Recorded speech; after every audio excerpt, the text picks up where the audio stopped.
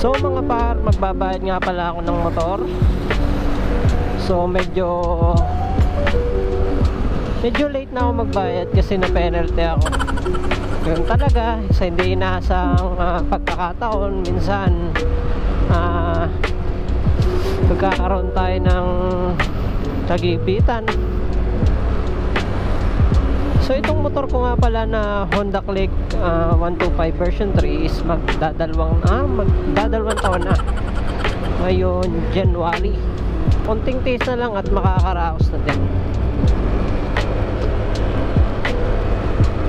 So settings ng ating GoPro ngayon is 1080p 60 fps 1080p super view 60 fps, sabay yung field of view nya is wide.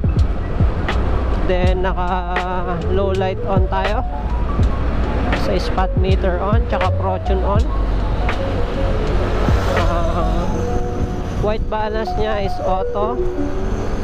Sharpness natin is medium.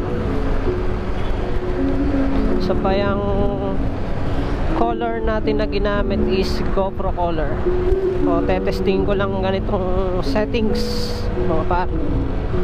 Hindi ko lang alam kung ano magiging video output nya, kung mas okay ba siyang naka flat color lang o naka GoPro color lang.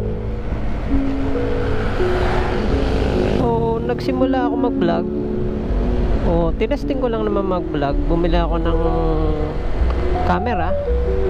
Sa totoo nga lang, naka-spay later pa itong camera natin sa tropa natin na motovlogger din na si JB Moto TV. Naisipan ko mag-vlog kasi wala lang, na-inspire lang ako sa mga nakikita ko sa Facebook, yung paano sila gumawa ng content gamit ang motor, camera. So itong ating GoPro Hero 4 Silver is sa tingin ko is outdated na, kaso yung kanyang quality is okay pa rin naman ngayong 2024. So hindi nga lang ngayong 2024 mag 2025 na eh. So bala ko maggawa pa ng maraming content about adventures, travels. So ganun yung mga naiisipan kong i-content, mga pa. Kaya kung bago ka lang sa page ko or sa YouTube channel ko, is mag-follow na kayo and then mag-subscribe na rin kayo. Kahit walang kwenta itong pinapakita kong mga content. So I hope in the future, malay natin makilala tayo ng ilan. So sa daming motovloggers ngayon, madaming vloggers. Tayo nagsisimula pa lang tayo, pero I hope makita nila yung ating gagawing content.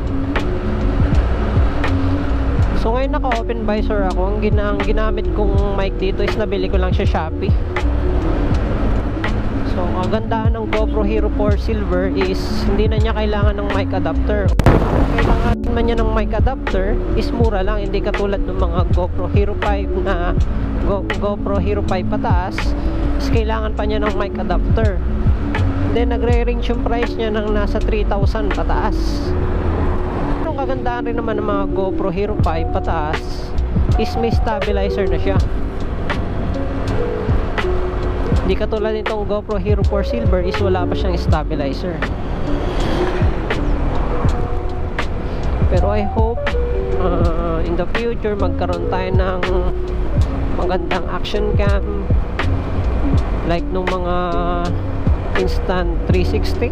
Then gusto ko din sana magbumili ng gusto ko rin sana magkaroon ng drone para ma-shoot natin aerial view yung mga pupuntahan natin in the future. So ayun lang mga par. Ako nga pala si Kafarm Auto sa mga hindi nakakakilala.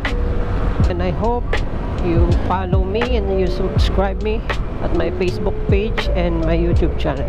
Yun lang mga par. Ingat kayo.